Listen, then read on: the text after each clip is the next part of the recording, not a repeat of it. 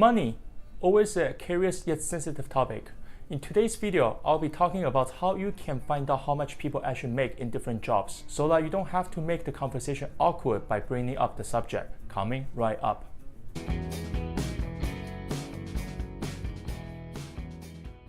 Welcome back to my channel, this is Dan here. So what are some of the ways you can actually find out how much people actually make through different employment opportunities? Well, the number one thing you can actually do to find out how much people make is through the search engine known as Google.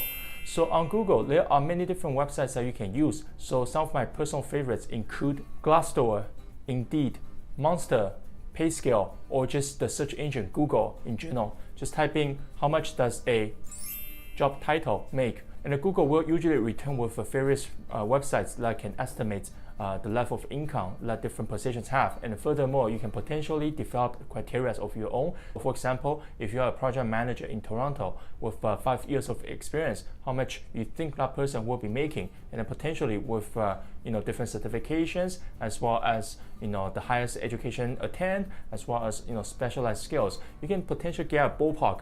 While it might not be 100% accurate, but then at least give you a starting point when you are researching into potentially switching a career, or just in general, being curious about a different profession, a different job, field, what have you. Number two, LinkedIn Premium.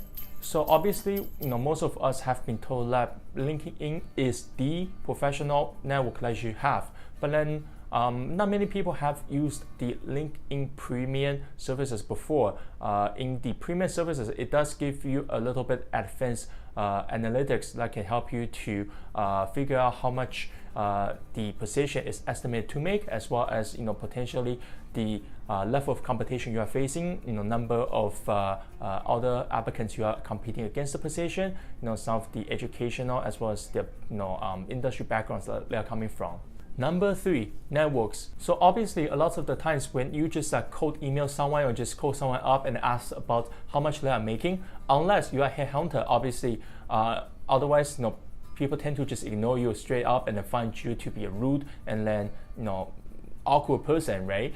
But then say if you are reaching out to your professional network, in person, obviously, and then people in your professional association, or your ex co-workers, or just current co-workers, or just your friends in general. If you were to have like a in-person genuine conversation, obviously the timing has to be right, the vibe has to be right. But if you were to just have like casual conversation and just ask, hey, I'm very interested in what you do and potentially what your compensation package is like, and then let him to share that information with you. So that's definitely one of the ways that you can obtain this somewhat confidential information. Number four, this method is a little bit similar to what I just talked about in terms of reaching out to your professional network and then your connections, basically.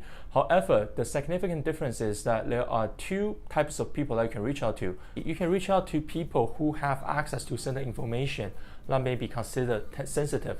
So one type of the HR professional are the people who have the recruitment duties, right? So obviously they do have a budget and they are trying to fill a role. So they may have access to the salary range that a role can pay. So number two are the HR benefits administrators. So those people typically deal with different perks as well as benefits, and then they do have access to the different pay grades as well as the base salaries for different grades, right? So they can give you a better understanding of how much a role is paying, and then that may potentially help you to satisfy your curiosity. Obviously, you want to try to respect the confidentiality of the source as well as the information, but then sometimes you can just get a ballpark range of how much a job is making, how much someone is getting paid, the benefits package and stuff like that. In my channel, I talk about life in general from the perspective of a second-generation immigrant. If you find my videos helpful, consider subscribing.